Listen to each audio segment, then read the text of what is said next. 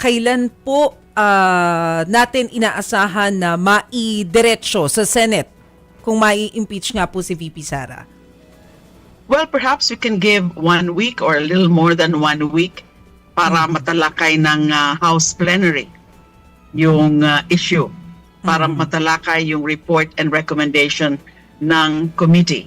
At least 1 week after May 4, ang pwede po nating asahan na magsisimula na yung deliberations on the report and recommendation.